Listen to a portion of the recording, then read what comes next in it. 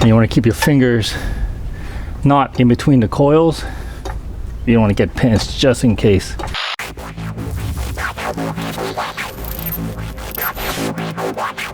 And now, it's time to zoom in with POONNIN. Okay, today we're going to be doing our lift spring install. So follow along, see what happened.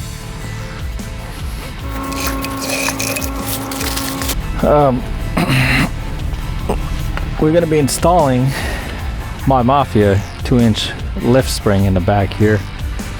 And the flat side of the springs goes to the top because the seats here is flat and this is not. And the coil ends here. There's a stopper right here, and we want to be about 1/8 of an inch away from that. You don't want to be up against it because then it rubs the paint away. You have corrosion. Not that it's a big of a deal, but sometimes it makes noise, so we try to avoid that if possible. Most of the time, the control arms aren't powder coated, so we turn the floor jack pad in a diamond shape, and we use this corner to hook in the pocket of where the ball joint is. But since this one is nice and shiny now, we're going to use a rubber donuts, and we're going to put a ball joint through it so that way we don't scuff up nice shiny new control arm.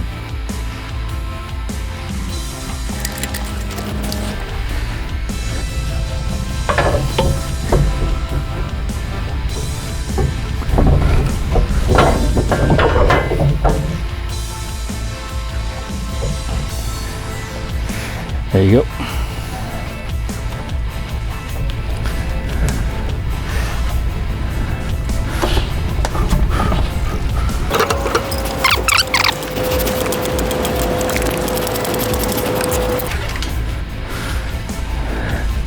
And currently we're about 1/2 an inch away from where the spring stop is. So I'm gonna make a mark as a reference point. I'm gonna reclock the spring to get it a little closer.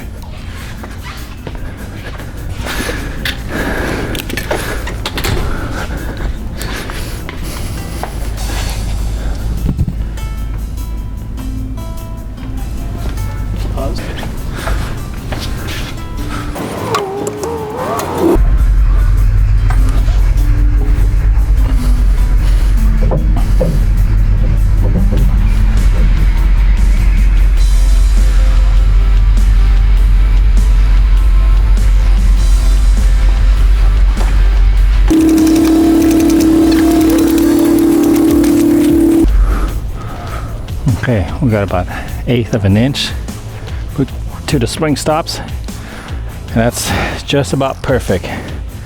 Okay, to pre-build the shocks, you want to get the shocks in line with the lower shock mount. This will be in line with each other. Fully extend them. And feed it through.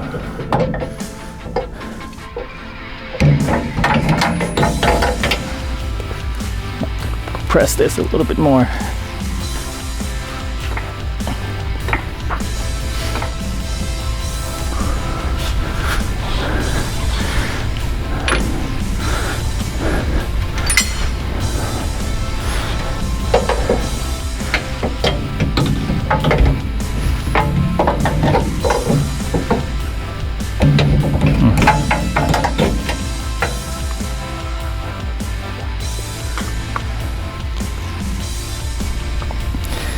And make sure your shocks are fully extended.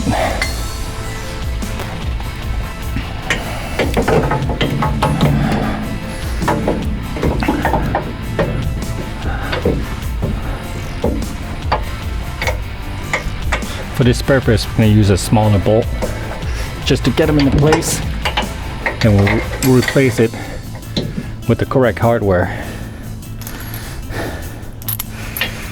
Now it's time to put the 2 lower bolts that mounts the lower shock mounts to the lower control arm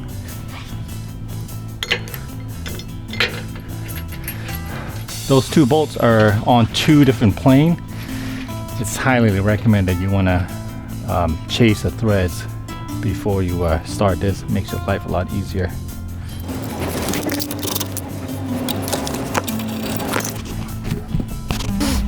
And I find that when putting the two mounting bolts, I put the outboard one first and then tie them up to where the bracket touches the control arm, and that will move the hole a lot closer to lining up. I find that doing the inboard one first makes it more difficult.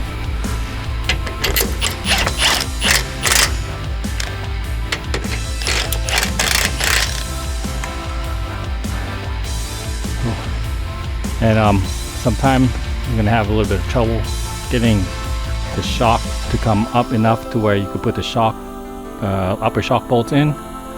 So by putting this on, it's alleviate that problem.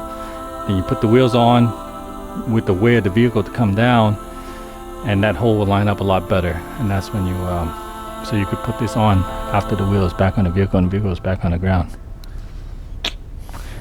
This has been Zoom in with Poonin.